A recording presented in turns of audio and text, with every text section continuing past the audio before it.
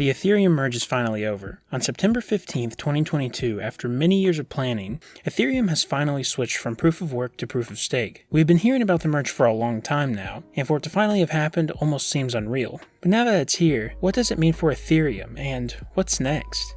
The merge is only part of a series of upgrades that are being made to the Ethereum network. The main selling point of the merge was that it allowed the Ethereum network to switch from proof of work over to proof of stake. The goal of switching to proof of stake was to make the Ethereum network more efficient. Originally, the Ethereum blockchain was secured with proof of work, which is similar to the most famous cryptocurrency, Bitcoin. This process uses computing power to keep a given cryptocurrency network secure, and as Ethereum's popularity rose, more companies and individuals started helping to secure the network. By 2022, this had Ethereum consuming more power than large countries like Uzbekistan, but proof of stake changed all of this. Now the Ethereum network is consuming well over 99% less energy than before, and the Ethereum website even touts the merge as making Ethereum more sustainable, eco-friendly, and green, which are all things that Ethereum's creator has been very vocal about for a while now. So as the Ethereum network continues to grow, the hope is that there is less pushback from those who were criticizing it for its potentially negative environmental impact, allowing it to be accepted by many individuals who are skeptical of the technology for this very reason. This also essentially kills the argument against NFTs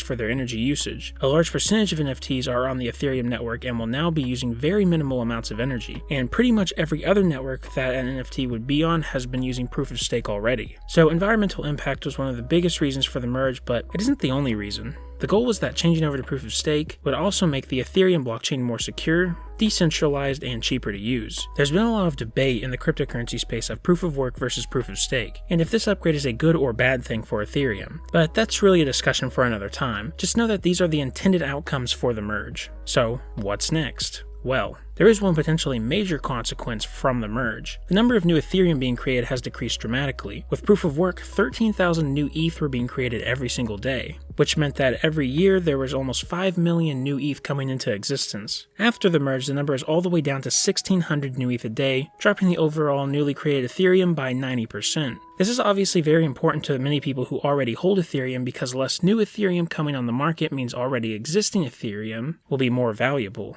But it gets even better than that. Back in August of 2021, Ethereum implemented something known as the London Bridge Upgrade. This upgrade made it so that some ETH used in fees would actually be burned, which just means it's taken out of circulation. This means that if ETH fees reach a certain amount, more ETH will be burned than is being created, making Ethereum deflationary, and this scenario is pretty likely to happen. So that is definitely good news for those who are already holding some Ethereum. There are also some more upgrades that are set for the Ethereum network, the first of which is known as the Shanghai Upgrade. Everything that will be included in this upgrade is still up in the air, but there is one extremely important feature that will be included: withdrawals. The way proof of stake works is that a validator needs to stake 32 ETH in order to participate, and these validators are essentially what miners are on a proof of work chain. In return for staking the ETH, they get a kickback, which is earned as interest on their staked ETH. At the time of recording this video, you can earn 4.1% APR, which is a pretty good deal. However, the current downside to that is that any staked ETH cannot be withdrawn, which is where the Shanghai upgrade comes in. One of its main features is going to include the ability to withdraw that staked ETH. I think there had been a lot of discussion about the Shanghai upgrade occurring sometime before the end of 2022, but according to this comment on GitHub as well as some other sources, it looks very likely that it won't happen until early 2023 or possibly even later. The next planned upgrade to the Ethereum network after Shanghai is going to be in regards to something known as Sharding, and that's Sharding with a D. This upgrade will probably be just as big of a deal as the merge was when it happened, and originally Sharding was supposed to happen before the merge, but eventually they decided that the merge was more important, so they pushed Sharding back. The goal with Sharding is to make the Ethereum blockchain more scalable and affordable, and Sharding will actually be a few separate upgrades. The first thing they want to implement is known as Proto-Dank Sharding. This version of Sharding is going to be focusing on providing extra data for the network. Then another upgrade will implement Dank Sharding, which will add extra functionality to these shards. After these sharding upgrades are implemented, the Ethereum blockchain should see some massive improvements. This includes increasing the number of transactions per second to 100,000, which is a massive improvement from the around roughly 30 to 50 transactions per second it can handle right now. The massive increase in transaction size will also help to drastically reduce fees. In the past, Ethereum has been known to have some pretty high fees that at times make the blockchain nearly unusable, but with increased capacity, transactions should be cheaper and faster. Vitalik, the creator of Ethereum, has mentioned on multiple occasions that he would love to see fees on the Ethereum blockchain get below 5 cents to make it a more accessible network for everyone worldwide. Basically, the big selling point of sharding is to massively scale the Ethereum blockchain without sacrificing decentralization. So when sharding is fully implemented, it will be a very big deal. These sharding upgrades will likely occur in late 2023 or sometime in 2024, but it isn't uncommon for there to be delays and changes with this sort of thing, so don't be surprised if it takes a lot longer. The goal of the merge and everything after it is to make the Ethereum blockchain the best that it can be. There are many people who don't like the direction that Ethereum is headed in, and there are many who love it. Regardless of how you feel about it, these next few years are going to be an interesting time for the Ethereum network, its devs, and all those who are invested in it.